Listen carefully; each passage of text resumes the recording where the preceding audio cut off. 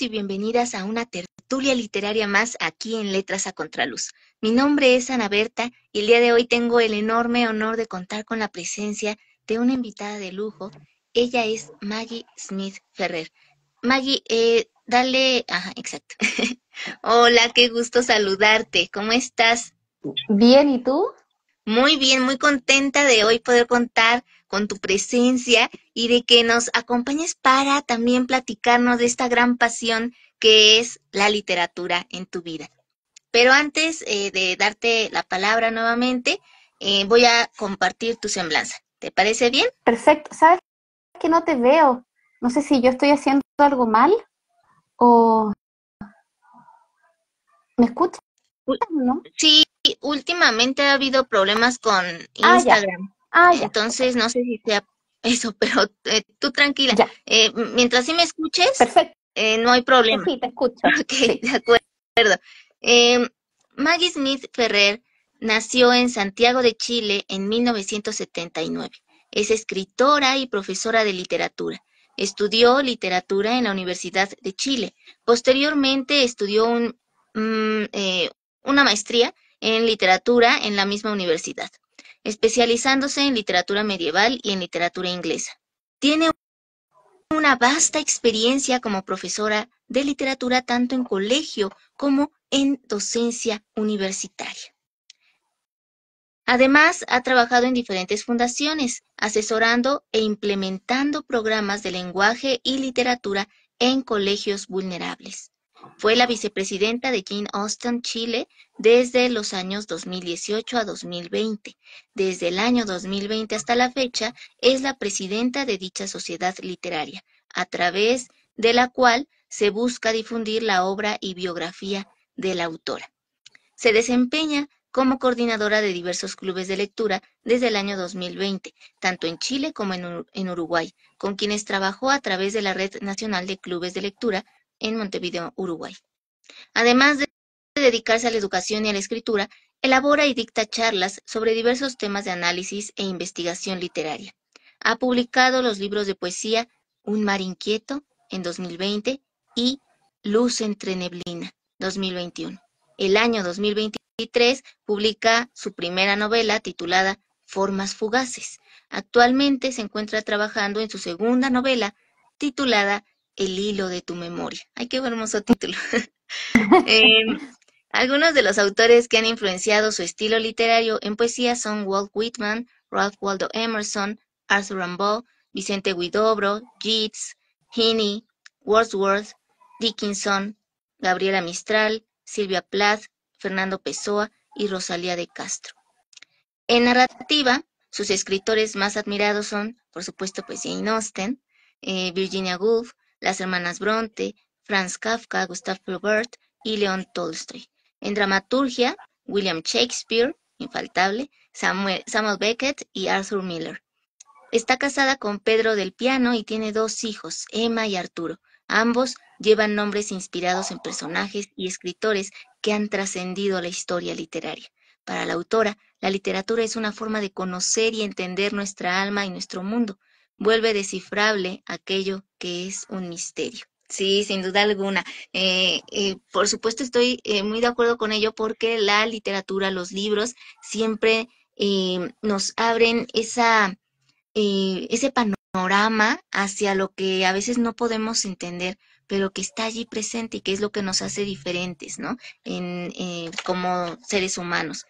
Me gustaría que ahora nos pudieras comentar, Maggie, ¿cuál fue el primer libro que te cambió la perspectiva al momento de leerlo y de asimilar todo lo que habías eh, percibido en esa obra y por qué?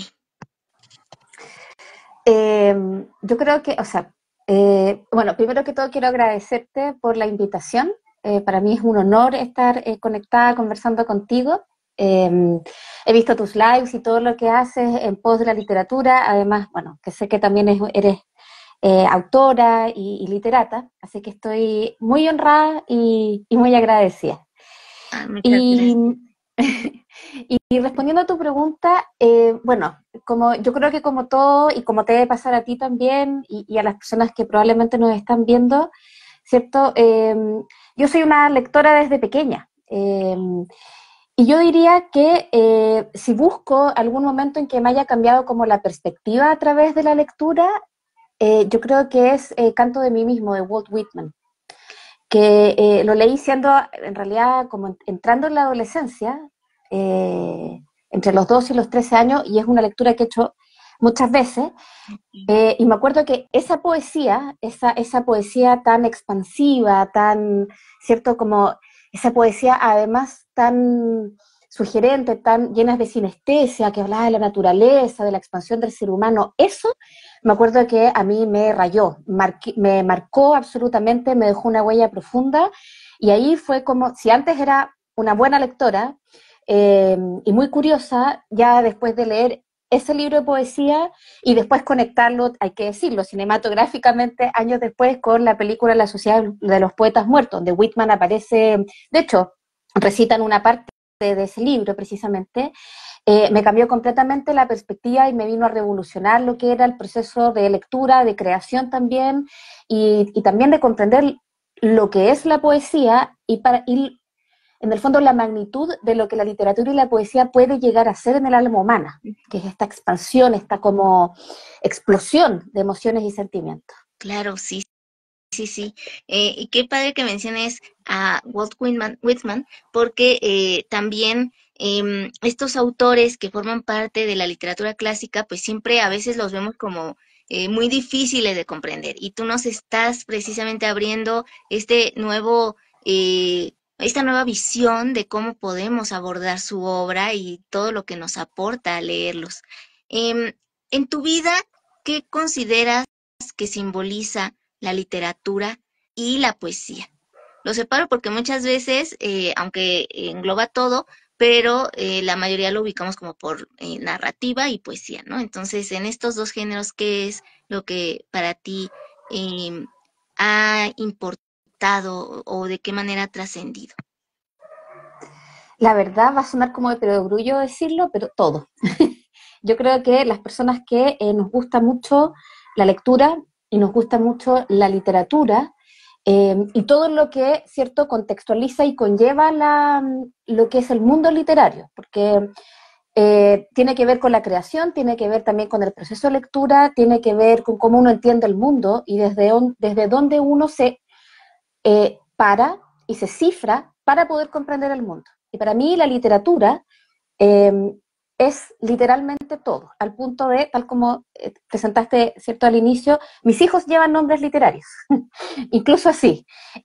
Para mí la literatura es una manera de comprender y de vivir el mundo, eh, porque en la literatura, ¿cierto?, o cuando uno se enfrenta a lo literario, a las temáticas, a la simbología, en la poesía, en la narrativa, en la obra dramática, cuando uno incluso lo extrapola y lleva la literatura, por ejemplo, a lo cinematográfico y ve adaptaciones diferentes, lo que uno está haciendo a través de lo literario también es encontrarse con personas que sienten lo mismo que uno, que viven lo mismo que uno, que se reflejan, ¿cierto?, eh, en uno y uno en ellos, y por lo tanto, finalmente la literatura yo diría que es un símbolo básicamente del alma humana. Nosotros entendemos y gozamos la literatura, y con esto me refiero a los lectores, ¿cierto? Desde la lectura de los clásicos o desde otro tipo de obras, porque nos vemos reflejados, abismados en ello. Y eso en general para el arte, para la pintura también, para el cine, para el teatro. Eh, es la vivencia de cuán frágiles, vulnerables, cuán emotivos, ¿cierto? Lo que el amor nos hace sufrir, lo que nos hace gozar, todas esas cosas están dentro de la literatura. Entonces, para mí la literatura es un símbolo esencialmente de la vida y del alma humana, de lo que somos, y gracias a lo literario, creo yo, también nos comprendemos a nosotros mismos. Por ejemplo, yo creo que a todos nos ha pasado, y quizás te ha pasado a ti también, cuando uno lee una obra que para uno significa mucho o que uno ha gozado profundamente y que tiene que ver con el contexto en que uno la está leyendo, lo que está leyendo, cuando te cala el alma, cuando te llega al corazón, da una pena terrible terminar de leer esa novela o el poema que uno esté leyendo. Y yo he escuchado muchas veces esto que cuando yo era adolescente yo me pasaba, y yo decía, oh, ¿seré la única como persona, al bicho raro que le pasa esto? Y después me di cuenta, conversando con otros lectores, sobre todo a través después de los clubes de lectura, por ejemplo, que le pasa a mucha gente, que es como ser viudo o viuda de esa obra, dejar de leer esa obra porque se terminó, se acabó, y uno queda como en un breve periodo como de sufrimiento, De de duelo. carencia de esa obra, sí, de duelo. Es terrible. Y eso es lo que tú me preguntabas para mí, lo que simboliza la novela, porque en realidad uno se refleja en ese personaje, uno, o incluso puede ser que uno no se refleje en el personaje propiamente tal, porque toma otras decisiones, ¿cierto? Ejecuta acciones, pero uno se refleja incluso en los villanos. Los villanos también vienen a representar lo que uno en realidad no va a hacer, pero se lo cuestiona. Por ejemplo, viene a representar la literatura, ¿cierto? En síntesis, la simbología para mí, o el símbolo de lo que es el alma humana y de cómo la literatura nos ayuda a comprendernos, abismarnos, reflejarnos, sentirnos y, más importante, comprendernos con otros. Es el alcance que hacemos a través de lo literario para llegar a otras personas, por ejemplo, personajes, empatizar, ¿cierto? Compadecernos, que es, cierto, algo muy de la antigua clásica, ¿no? Cómo se comprendía la literatura en esa época, que también tenía que ver con la conmiseración y la compasión, ¿no? El entendernos y reflejarnos y representarnos en los personajes. Y yo creo que desde ese punto de vista, para todo buen lector, que me imagino que hay muchos, ¿cierto?, acá en tu comunidad, eh, tiene que ver con precisamente ese proceso de sentirnos reflejados, comprendidos y en síntesis de que finalmente la novela, la obra, la poesía, también son la vida misma. Es como somos nosotros, de la fibra y la esencia de lo que nos componemos. Y por eso nos llega tanto y somos capaces de llorar con un personaje, somos capaces de sentirnos representados por el, aunque no lo queramos, con el villano, o de emocionarnos con una relación amorosa sufriente, por ejemplo. Eso es... Fíjate, eso que nos estás comentando, cuando yo leía Jane Austen, me pasó mucho, ¿no? Y sobre todo con la obra de Persuasión. Sí. Me gustaría que ahora nos hablaras de esa etapa. ¿Cómo es que decides o surge la oportunidad de ser vicepresidenta de Jane Austen Chile y más tarde la presidenta de esta sociedad que sin duda alguna pues tiene una gran relevancia en el mundo literario porque lleva la obra de Jane Austen a otro ámbito, ¿no? De manera que la acerca su obra a los nuevos lectores, a las nuevas generaciones. Me gustaría que nos hablaras un poco de eso. Claro, sí. Bueno, Jane Austen Chile surge, su fundadora es una chica, eh, Catalina Silva, chilena, eh, que, fanática por Jane Austen, igual que muchas, ¿es cierto? Decide crear esta sociedad, digamos, o Jane Austen Chile, y empezamos a aparecer varias, ¿cierto?, con la misma inquietud y nos reunimos. Por supuesto hicimos un picnic, porque eso es muy austeniano, ¿no? Y nos reunimos y de eso ya llevamos 10 años. Y en realidad Jane Austen Chile surge como literalmente un grupo de lectoras a las que nos gustaba mucho la literatura de Jane Austen, precisamente por lo que tú acabas de decir, ¿no? El reflejo, claro, ella habla de una sociedad del siglo XIX que es muy, entre comillas, lejana a nosotros en términos de cómo estaba conceptualizada la mujer, el amor, el matrimonio, y sin embargo es tremendamente contemporánea, precisamente por cómo se observa a la mujer, ¿cierto? Cómo se retrata su rol en la sociedad, la heroína de Persuasión, ¿cierto? Anne Elliot, cómo ella se va forjando su destino y su futuro, y un sinfín de temáticas más.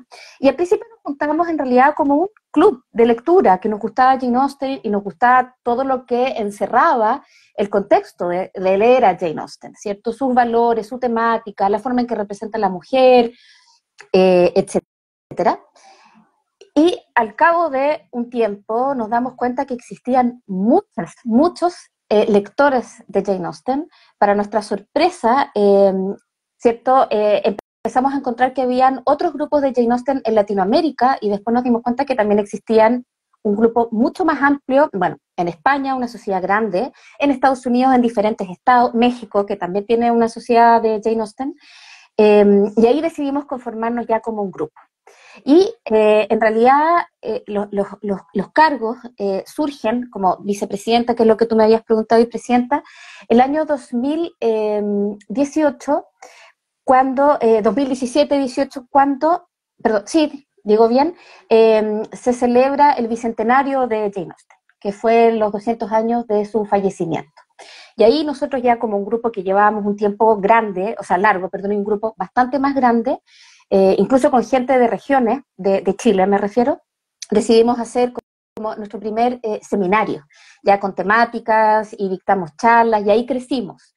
Incluso formamos una pequeña como tienda donde vendíamos productos que habíamos hecho nosotras mismas, que era como es un grupo autofinanciado para poder financiar las actividades que hacíamos, y ahí surge la idea ya como de darle una presencia más, como más formal y más importante, y empezamos también una página web y hacer investigaciones de su vida, como tratar de aportar desde donde nosotros estábamos observando, mirando y leyendo a Jane Austen, y esto ya escala mucho más, aunque suene extraño, pero con la pandemia, precisamente porque al estar todos encerrados, ya no podíamos reunirnos presencialmente.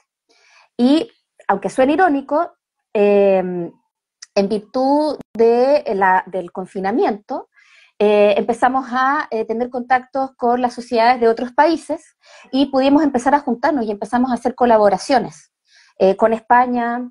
En algún momento también hablamos con México, con Brasil, con Argentina, y esto se empezó a expandir y fue como una oleada inmensa de el fervor, ¿cierto?, por conocer de la vida, de la obra, ¿cierto?, de Jane Austen y de todo lo que la rodea también, de la época de regencia, de entender su contexto sociocultural, histórico, incluso político, y de esa forma ya sentamos las bases y en el fondo también hicimos un proceso de elecciones, porque por supuesto es un cargo democrático, y, y así surgió. Y bueno, ya hicimos un montón de actividades y lo mismo hemos continuado después de la pandemia, en esta pospandemia.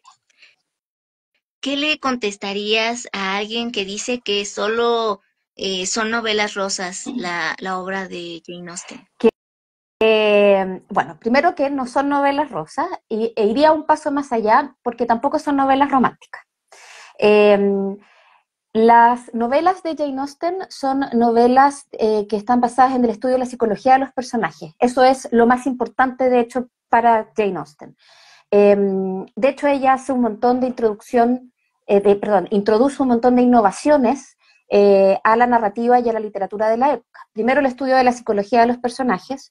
Segundo, el uso del diálogo dentro de la obra, ya que aunque las novelas de Jane Austen todas tienen narradores omniscientes, por lo tanto pueden entrar con mucha facilidad en la psicología de los personajes y hablar por ellos.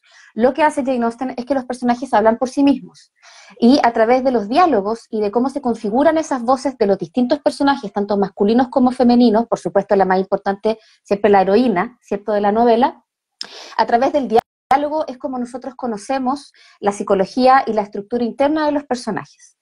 Y además, por supuesto, además de ser novelas basadas en la psicología del personaje, en realidad también son novelas, podríamos decir, de conformación de identidad de los personajes femeninos.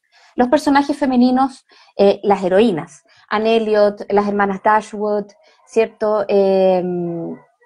Elizabeth Bennet, exacto, Emma, son personajes que, y si uno las mira bien, y viene la trama y viene la estructura de cómo ellas se conforman, el amor, ¿sí?, o la relación amorosa, surge solamente después de que ellas están bien paradas en el mundo, con voz propia, han defendido sus convicciones, han encontrado una voz, han encontrado también quiénes son en este mundo, y solamente cuando eso lo logran y cuando se da este desarrollo, porque además todas tienen evoluciones y desarrollo dentro de la novela, eso también es muy interesante, no son personajes estáticos ninguno.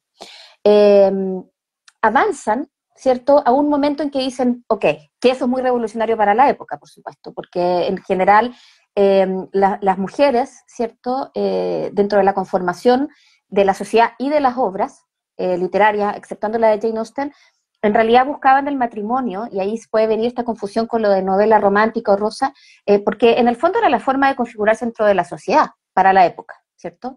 No estaba bien visto que una mujer trabajara, de hecho, y menos que fuera escritora. Cosa muy revolucionaria también desde el punto de vista de la autora. Y una vez que estos personajes evolucionan y se desarrollan y tienen una voz, una personalidad desde la cual ellas logran hablar, analizar sus propias vidas y el mundo, es ahí cuando se da la posibilidad de la relación amorosa. Si bien lo han pasado mal y han sufrido porque están enamoradas y porque siempre hay algo cierto que en el fondo imposibilita esta relación, lo importante no es la relación, lo importante es que ellas se configuran como personajes, como mujeres que tienen y alcanzan una voz, desarrollan su mundo interior, y una vez que eso se posibilita, viene la posibilidad de la relación amorosa. Por ejemplo, el ejemplo más claro, Anne Elliot, en Persuasión, que además es un personaje absolutamente atípico para las novelas de la época y para las obras de Jane Austen, porque es, para el contexto de la época, una mujer, un personaje, ¿cierto?, comillas, si lo miramos con la perspectiva del siglo XXI, por supuesto que hay que entrecomillarlo, de 28 años, que para la época estaba avanzada en edad para casarse, digamos, ¿cierto? Y que está buscando una segunda oportunidad en el amor porque, ¿cierto?, es persuadida de dejar al capitán, ¿cierto?, Wentworth, porque no era un buen partido para ella. Y era un ser absolutamente invisible para el padre y para una de las hermanas, ¿cierto?, que eran tremendamente vanos y que lo que les importaba era el apellido y la posición económica, y sin embargo ella, ¿cierto?, en el fondo, cuando se da esta segunda oportunidad con el capitán, es cuando efectivamente ella ha logrado avanzar y no solamente configurarse, sino creer quién es ella. Porque el problema es que ella se sentía muy insegura y muy menoscabada, porque siempre había sido como este ser un poco invisible dentro de su familia, muy confiable, por supuesto, pero muy invisible. Y cuando todos empiezan a demostrar que en realidad confían en ella y que ella tiene una voz y que ella tiene y algo muy importante, ¿cierto?, una intelectualidad que el resto empieza a observarla, a notarla y a darse cuenta que ella tiene un valor. Pero lo más importante es cuando ella se da ese valor, en realidad se posibilita esto otro. Por lo tanto, en realidad, el concepto de novela rosa, o más que novela rosa, como de novela amorosa, si bien el amor juega un rol importante en las novelas, y uno también suspira, y uno también se enamora un poco de Mr. Darcy, y después lo odia un poco, y después se vuelve a enamorar, y si bien eso también está, porque es innegable, ¿cierto?, lo más importante es la conformación de la voz femenina, de la heroína, y de su desarrollo. Exacto, cómo forja su carácter, y cómo forja su carácter en un medio donde la mujer no era preponderante, para la época me refiero. ¿Entiendes? Entonces, y algo muy importante, en un medio, además, donde la mujer estaba anclada más a lo doméstico. Y acá, ¿cierto?, si bien los espacios y la configuración de los personajes rondan en espacios pequeños, porque tampoco son obras que estén, por ejemplo, situadas en Londres, ¿no?, o en espacios urbanos. El único, como más, podríamos decir, más urbano, es Bath, ¿cierto?, en las novelas, que sabemos que a Jane Austen no le gustaba mucho. Sin embargo, están todas situadas en espacios que son más bien rurales o más bien reducidos, en sociedades más bien pequeñas. Sin embargo, lo importante es cómo ellas se van a configurar, se van a poner de pie y van en el fondo a comenzar a defender su propia voz, como lo que pasa, por ejemplo, con Marianne Dashwood y la hermana, Elinor. Elinor, que está siempre, ¿no?, como dándole los consejos, tratando de persuadirla que no vaya a equivocarse, que no vaya a meter las patas, una forma de decirlo muy chilena. En el fondo, y equivocarse dentro de la relación que ella está tratando de forjar, que a todas luces, para la época, era un error, era una equivocación. En el cómo ella lo estaba llevando a cabo y en el hecho de que, ¿cierto?, no está siendo tomada en serio. Y una vez que ella se da cuenta de esto, que sufre, pobre Marianne sufre muchísimo, hay una escena maravillosa final de esa novela, ¿cierto?, donde ella conversa con su hermana y le dice: yo me doy cuenta del error que cometí, yo que era solamente sentimiento y tú que eras solamente sensatez, porque la hermana es solo sensatez y también lo pasa pésimo.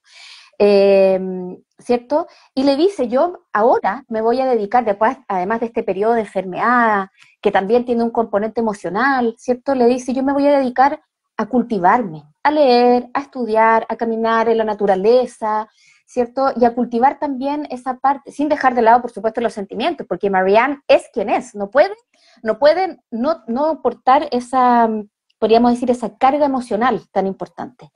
Pero sí se compromete y le dice a su hermana, tu ejemplo para mí es fundamental, para darme cuenta que yo necesito cultivarme, necesito confiar y creer en mi corazón, pero también en mi intelecto, y a partir de eso, ella después logra encontrar el amor en el coronel Brandon. Y Entonces, que no solo todo esto que comentas que es muy valioso y muy importante, sino que también nos muestra cómo se relacionaban unos con otros en esa sociedad inglesa de esa época y que además está reflejando todos los prejuicios, todas las los códigos de conducta que eran exacto. aceptados, tanto de varones como de mujeres, ¿no? Entonces, es amplia, es muy variada la obra de Jane Austen en ese sentido. Por otra parte, eh, ya regresando más a la amplitud del tema de la literatura, ¿en qué aspectos se debe uno enfocar al escribir un libro, Maggie? Uy, yo creo que hay una frase que a mí me gusta mucho, que si no me equivoco es de San Agustín, si no me equivoco, puedo estar equivocada, pero hay una frase del que dice, solo se ama lo que se conoce, y que yo la aplico cuando escribo. Yo creo que uno tiene que escribir de lo que a uno le salga del alma. Y con esto no estoy diciendo a lo Marianne Dashwood que uno solo tiene que escribir de la emocionalidad o de las emociones o de lo sentimental. Estoy hablando, uno tiene que escribir de lo que uno conoce y de lo que uno realmente quiere escribir. Es algo muy simple, casi de perogrullo, pero cuando uno trata de forzar los temas, como decir, me voy a proponer este tema, ¿cierto? Voy a escribir esto, pero en realidad a uno no lo conecta, a uno no le hace tanto sentido, ¿cierto? Es difícil escribirlo. Es difícil encontrar la empatía con el personaje. Es difícil, porque esa es otra cosa que va de la mano con lo que decía. Uno también empatiza con sus personajes. A mí me pasa cuando escribo que yo también sufro con mi personaje. Si mi personaje lo está pasando mal, si mi personaje está sufriendo, si mi personaje ha sufrido algún tipo de decepción o alguien le está mintiendo dentro de la novela, por más que yo sepa quién le está mintiendo, porque finalmente, ¿cierto? Uno es como no solo el autor, en ese sentido como un poco el titiritero, ¿no? Que uno sabe a lo que se va a enfrentar, uno sufre también. Y eso es porque uno ama lo que conoce. Eso para mí es algo fundamental. Todo lo otro, la experiencia desde el punto de vista de construir el personaje, el tipo de narrador que uno va a elegir, la investigación que uno va a hacer, porque, qué sé yo, va a hablar de algún aspecto técnico dentro de la novela, por ejemplo.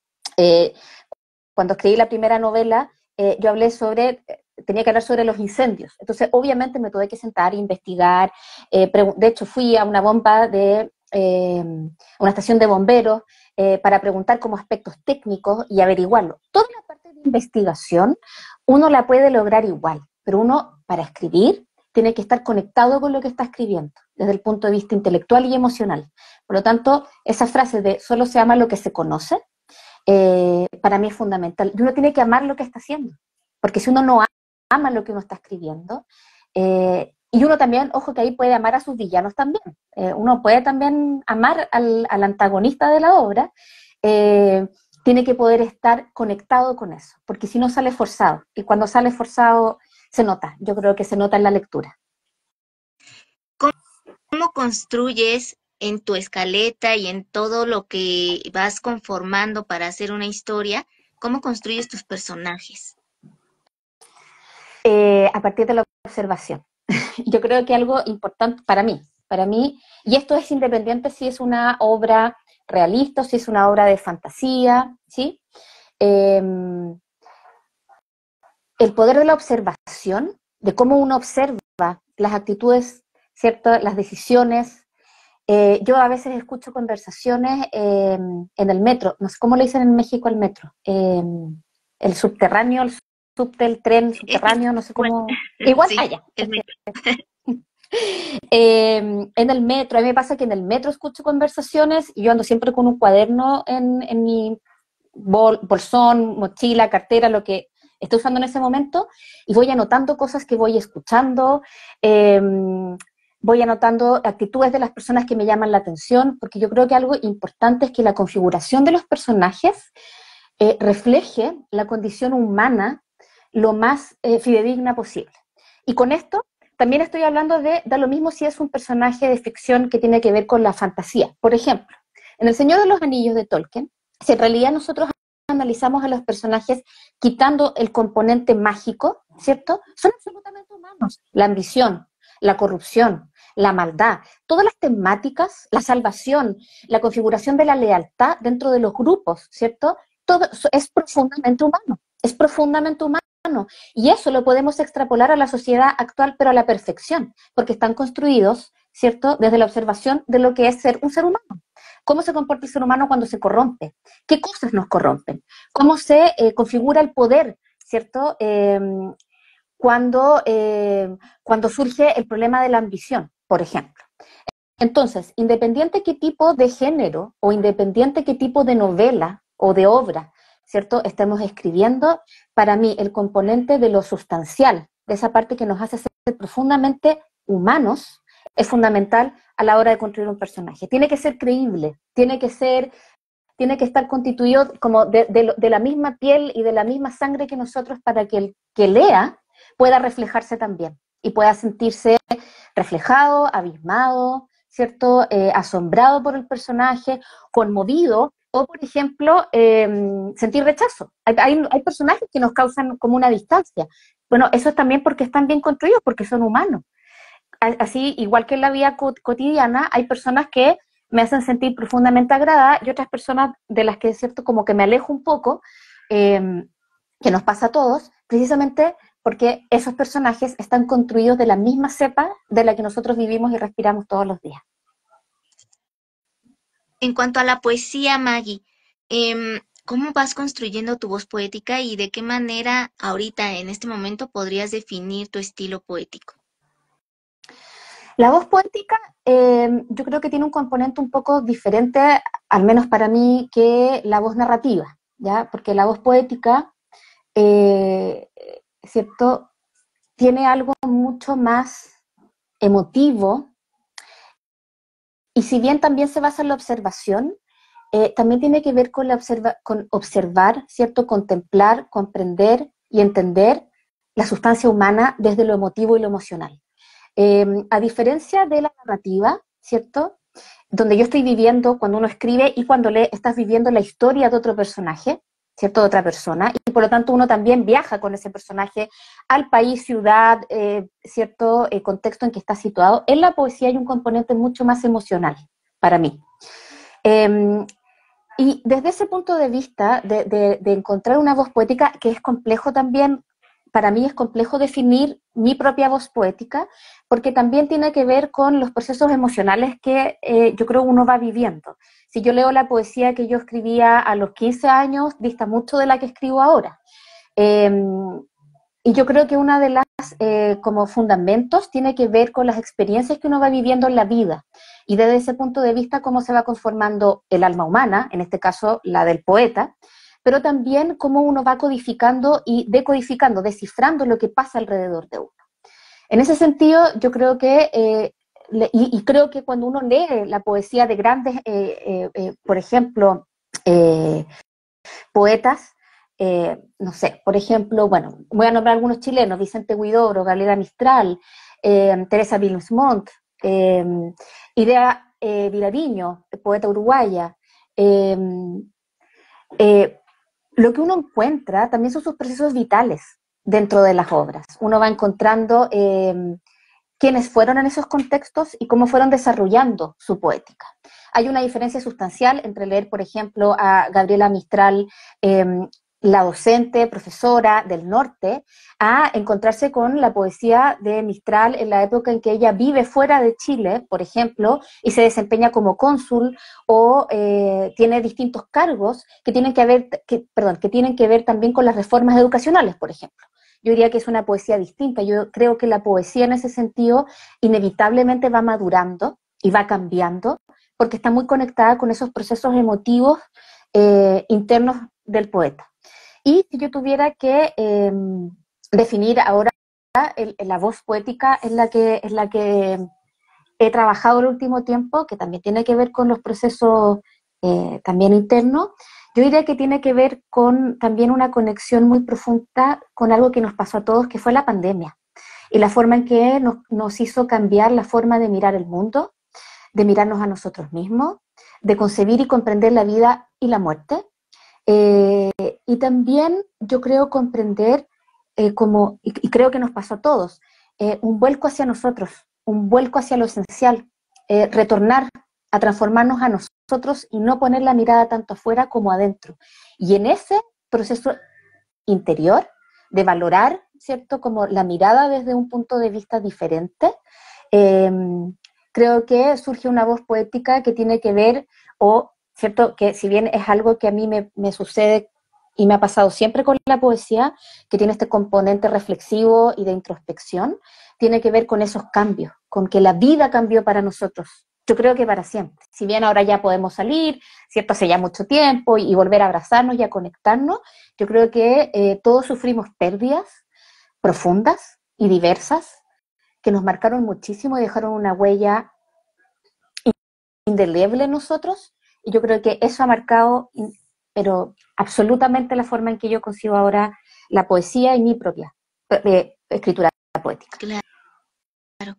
Em, También desde esta voz de los que estamos todavía, ¿no? En este plano existencial y que pues somos sobrevivientes de cierta forma, Sí. no solo en el sentido físico, sino también en el sentido emocional, ¿no? Porque todos esos duelos se tuvieron que vivir de otra manera.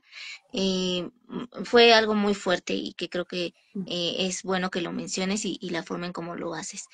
Por aquí sintoniza punto letras vivas, dice que suele escribir también poesía y cree que también allí tiene que haber cierto desdoblamiento con una misma para darle voz a ese sujeto poético que se expresa. Y Sí, indudablemente. como que hace la pregunta o el comentario de si te ha pasado de que te cuesta, de que te cueste esa distancia entre tu propia voz y la de ese sujeto, ese personaje, en caso de la narrativa. Sí. O sea, a ver, el ejercicio en la poesía, como el desdoblarse, ¿no? Es difícil porque, como cierto hablábamos, tiene este componente de esta sustancia muy emotiva. Pero en la narrativa también cuesta muchísimo, porque como yo te decía, yo llevo muchas cosas que observo al personaje para configurarlo, pero también, y en esto, si bien yo escribo ficción, son novelas que son ficción, ¿sí? Obviamente hay componentes de mi recuerdo, obviamente eh, hay situaciones, contextos de cosas que yo he vivido, gente que yo he conocido. En la novela En formas fugaces, yo también ocupé muchos de mis recuerdos de infancia, porque es una obra que además la infancia del personaje es en los años 90, que fue mi infancia. Entonces, obviamente hay muchos retratos de lo que era mi vida, mi infancia, y a veces eso empieza a permearse y uno empieza a ser su personaje. Y ahí, como decía, quiero leer bien el nombre, sintoniza letras vivas, ¿cierto? Sí. Como decía, ¿cierto? Muy correctamente su comentario, ¿no? Hay que también tratar de desdoblarse porque uno está escribiendo ficción. El ejercicio de escribir desde el punto de vista testimonial es otro ejercicio creativo, es otro proceso de escritura. Aquí uno está escribiendo ficción y desde ese punto de vista uno tiene que lograr desdoblarse. Y ahí yo creo, bueno, que es importante literalmente, esto es un acto literal, tomar distancia del escritorio, como, ¿no? Pararse, poner cabeza fría y empezar a hacer la revisión posterior de esto cuando uno ya está demasiado involucrado para poder mirarlo desde ese punto de vista y poder seguir con la ficción, indudablemente. Pero obviamente ese proceso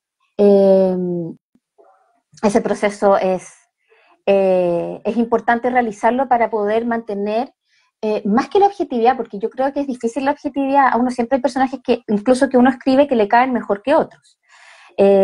¿No? sí lograr mantener el hecho de que no es una autobiografía, que es ficción, ¿sí? Cuando es autobiografía, por eso yo decía, eso es un ejercicio de escritura diferente.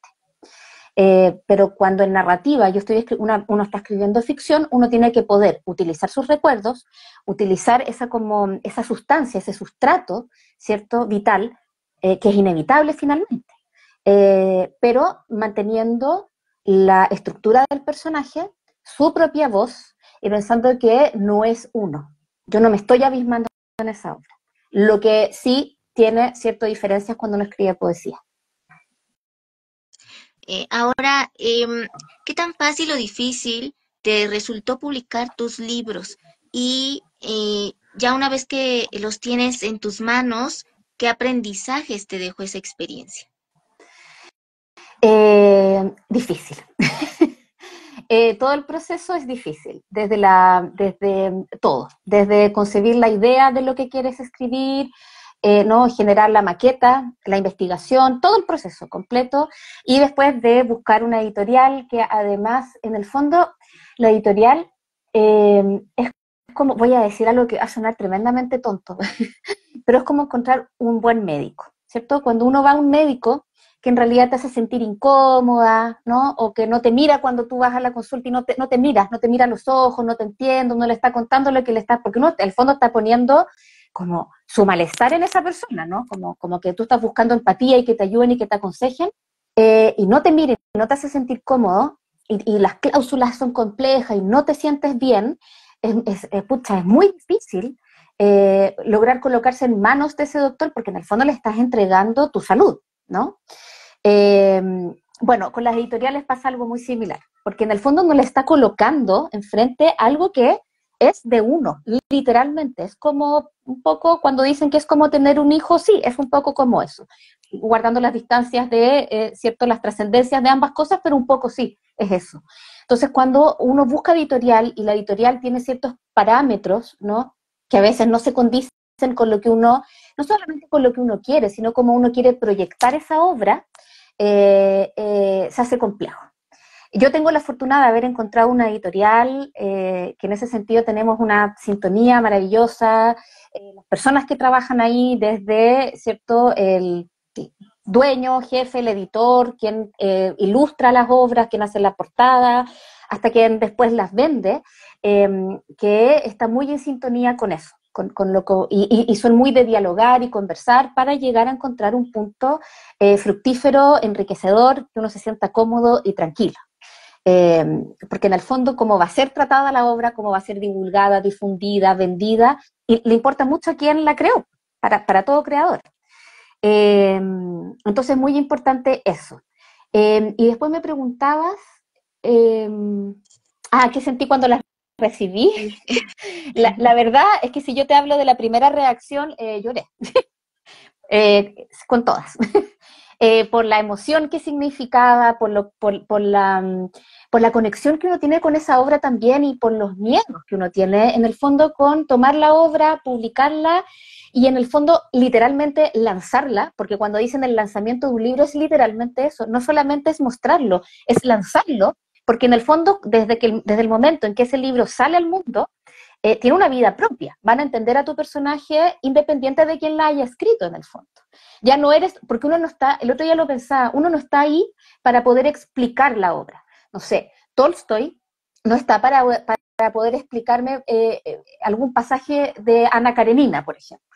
O Jane Austen no puede en el fondo aparecer, reencarnarse, ¿cierto? Y aparecer aquí para explicarme por qué creó de tal o cual forma, por ejemplo, a Lizzie Bennet.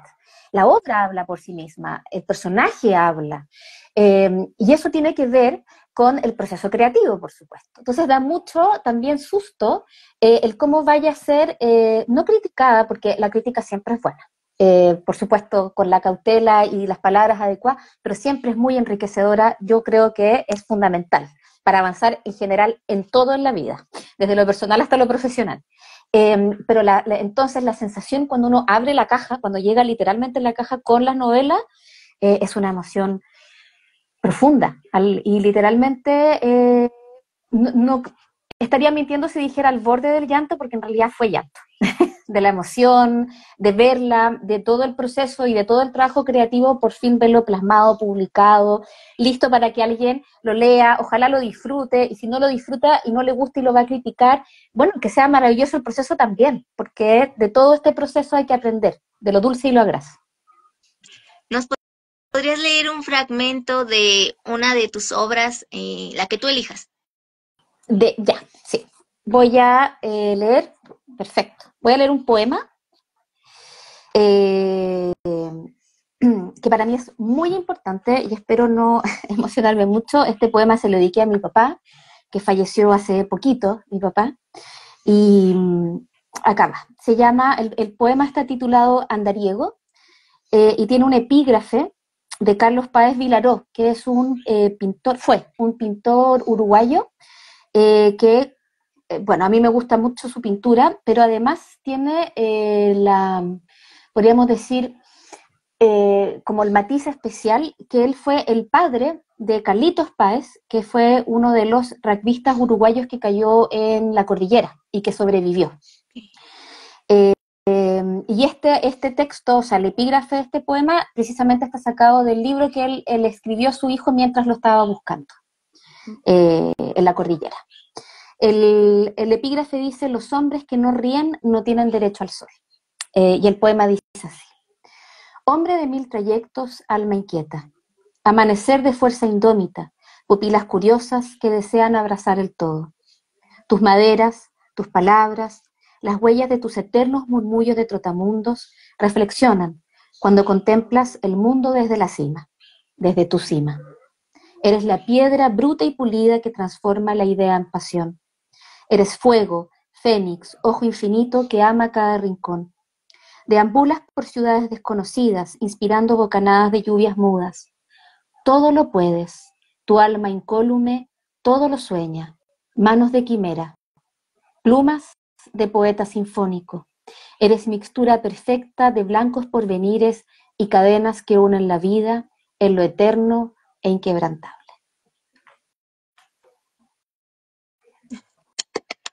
Es un hermoso homenaje poético que le haces a tu papá. Lamento mucho tu pérdida, Maggie.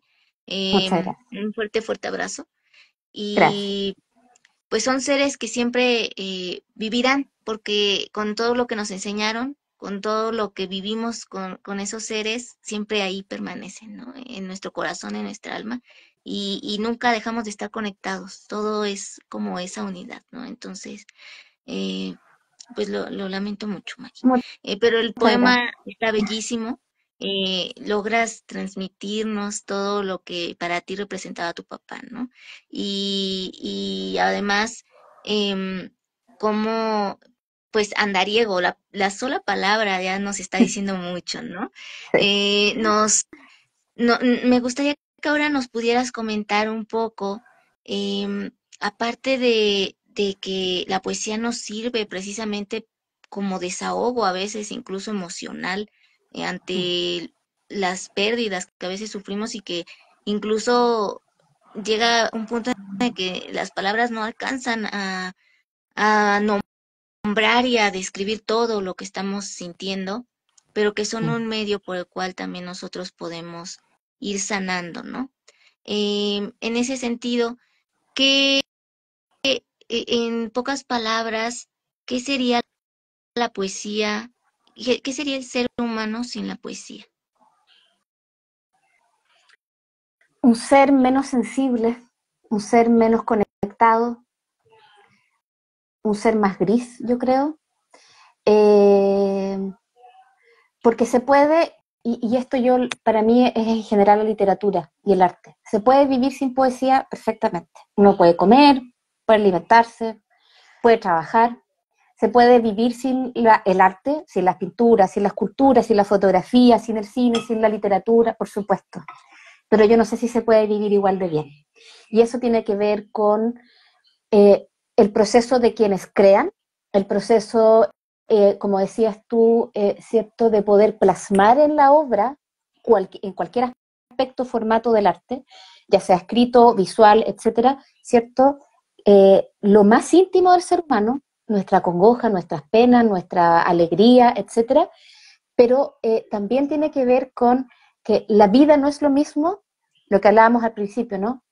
Cuando yo leo una novela y me siento representado, cuando veo una película y siento que me llega al alma, que me toca, que me remece, incluso con el proceso como de la recepción de la obra, ¿no? Cuando uno ve una película, por ejemplo, uno lee una novela, que a uno le llega mucho y uno llora, llora, llora, esa sensación de cansancio posterior, de haber sacado el alma, ¿no? Incluso de haber como llorado sus propias penas.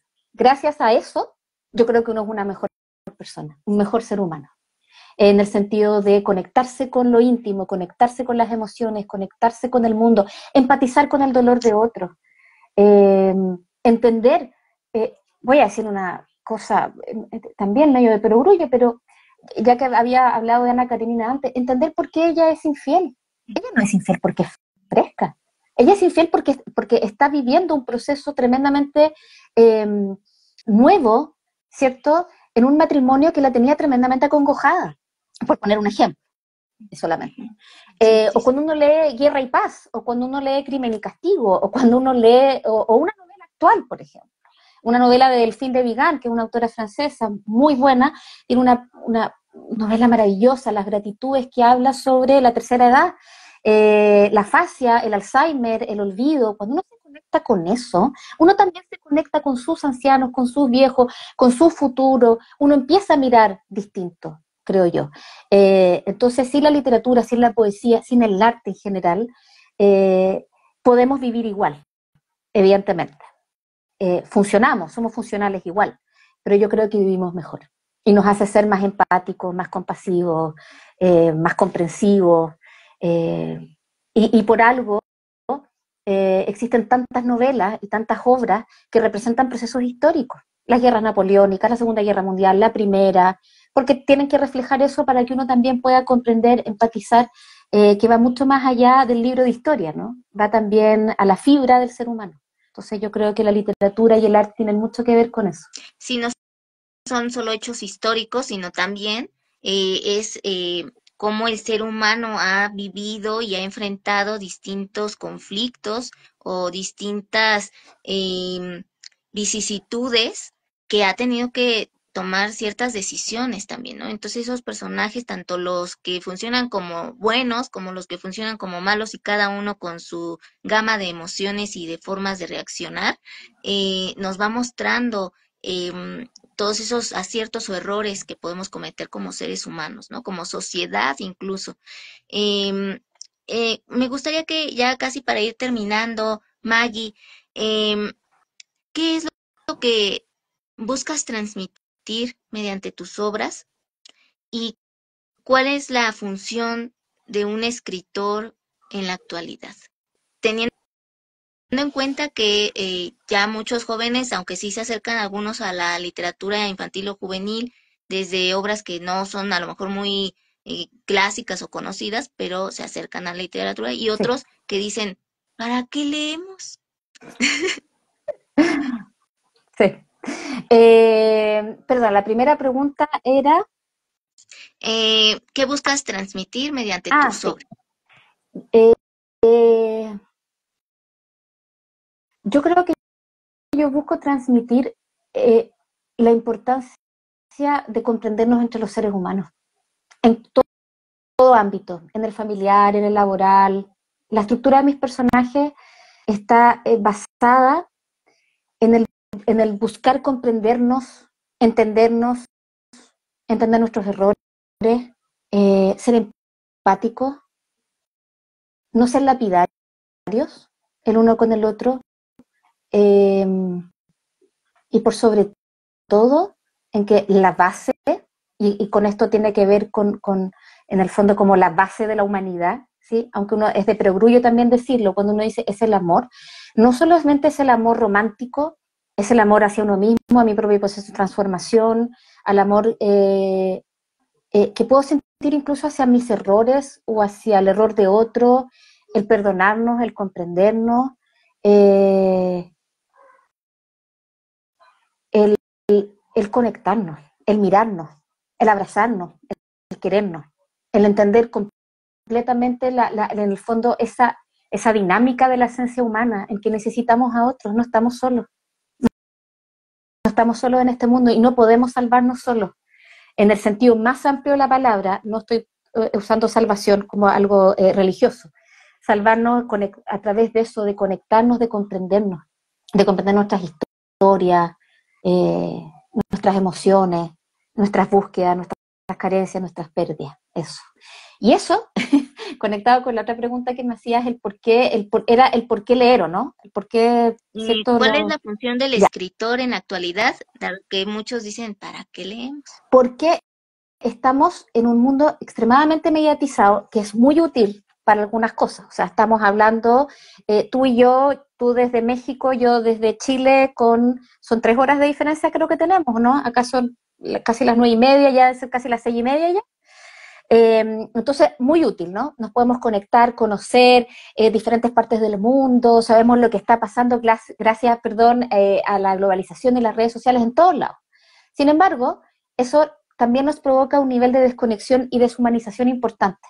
Hay un video que apareció justo ahora para Año Nuevo, no sé si lo viste, creo que era en Francia, en que estaban la noche de Año Nuevo, todos con sus celulares, creo que era, no sé si era la Torre Eiffel, el Arco del Triunfo, y cuando viene el Año Nuevo y grita, ¡Feliz Año Nuevo!, nadie se abrazó, todos seguían filmando. Y yo creo que el rol de la literatura tiene que ver con eso, acercarnos a procesos más lentos, a que si bien las redes sociales tienen todo un componente entretenido, ¿cierto? Y a todos nos gustan ver cosas, ver reels, ver publicaciones, saber de otras personas al otro lado del mundo, no podemos perder esa conexión con los procesos más lentos, que tiene que ver con la lectura, porque cuando leemos es un proceso lento, ¿cierto? A conectarnos con la página, a conectarnos con el personaje, a que no todo tiene que ser rápido, efectivo, ser decente. Esto puede ser lento, puede ser tener un proceso distinto que tiene que ver con los procesos de lectura, con el proceso de creación. Y yo creo que la misión de los escritores es volver a conectarnos con eso, con el amor por tomar un libro, que yo lo he hecho siempre, yo creo que probablemente tú como lectora y escritora te pasa lo mismo, y leer la página del libro. Tocar el libro, ir a comprar el libro y que no sea todo porque llegó a mi casa a través de online, por ejemplo. Y yo creo que la misión del escritor tiene que ver con eso, conectarnos con esa vida un poco más lenta, un poco menos quizás efectiva, entre comillas, y volver a conectar con eso, con que la gente que escriban obras diversas, de temáticas diversas, pero para poder ver gente leyendo en el metro, leyendo debajo de un árbol, con frío o sin frío, con calor, pero conectados. Y eso conectado, por supuesto, y relacionado con colocar de manifiesto esas emociones para no deshumanizarnos. Porque las redes sociales son muy entretenidas, este siglo XXI es muy diverso y entretenido, y es maravilloso, pero hay que también saber mirar el otro lado, ¿no? Y por eso, bueno, me encantan los clásicos y también las novelas de Jane Austen, como hablábamos, porque te devuelven esa época de humanidad que también hay que saber mirarla y conectarse. Uh-huh. La experiencia también del instante, ¿no? De ese momento presente en el que no solo estamos ante el celular, sino estamos en familia, ¿no? O con Exacto. amigos. Y El porque luego carpe está diem, uno ahí ¿no? conversando y de repente ya todos los integrantes de esa mesa están con su celular, ¿no? Entonces también aprender a Exacto, estar en el momento. Lucy exacto. Bennett, Lucy-Bennett nos comentaba al principio que quiere que vuelvan las charlas de Jane Austen Chile. ¿Qué nos dices Van al a volver, respecto? que van a volver, que van a volver, que no se preocupe. Ok, de acuerdo. Ya como última pregunta, ¿qué recomendaciones les darías a los jóvenes que quieren dedicarse a estudiar letras, literatura ya de lleno? Eh, que lo hagan, que den el salto, que se puede funcionar perfectamente, que es un espacio absolutamente maravilloso porque conecta lo profesional con lo que uno más ama en términos como de leer y ser gran lector, eh, y que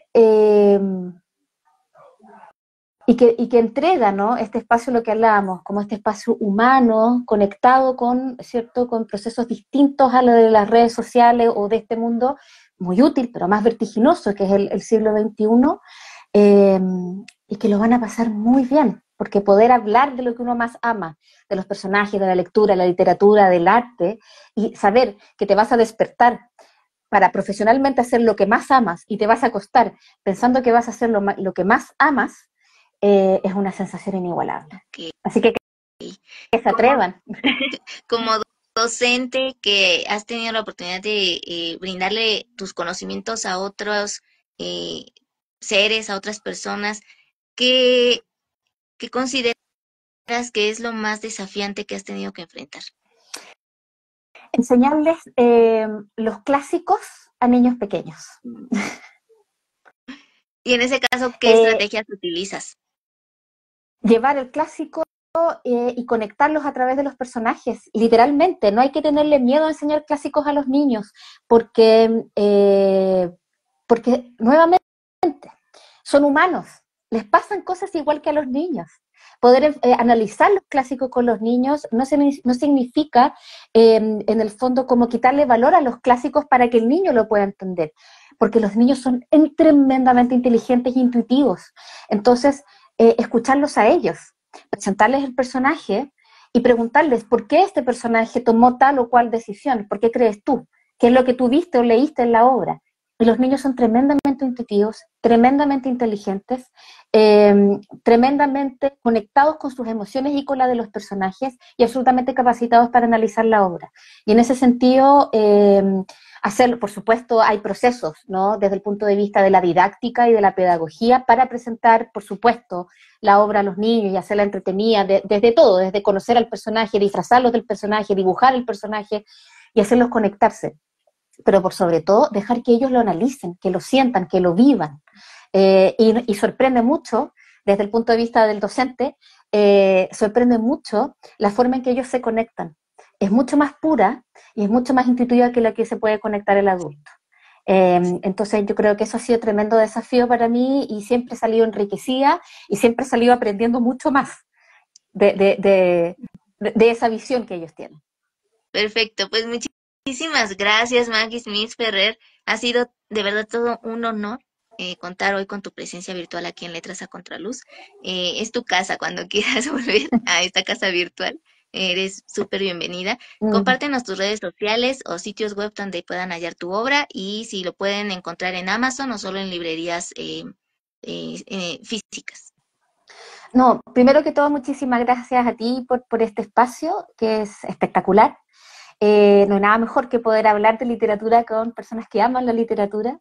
Y así que agradecerte por este espacio. Y de mis redes sociales, bueno, mi Instagram, que es Maggie Smith Ferrer, escritora, y mis obras se pueden encontrar en Amazon y en Busca Libre, desde el punto de vista como de compra fuera de Chile. Así que eso, dejarlos a todos invitados a siempre leer, ojalá, siempre, de De acuerdo, pues todo. muchísimas gracias, Maggie, y a quienes vieron este video en vivo, a quienes lo vean en diferido, por su tiempo, por su atención, y les deseamos un feliz fin de semana. Hasta la Exacto, próxima. muchas gracias, que estén muy bien. Chao. Chao.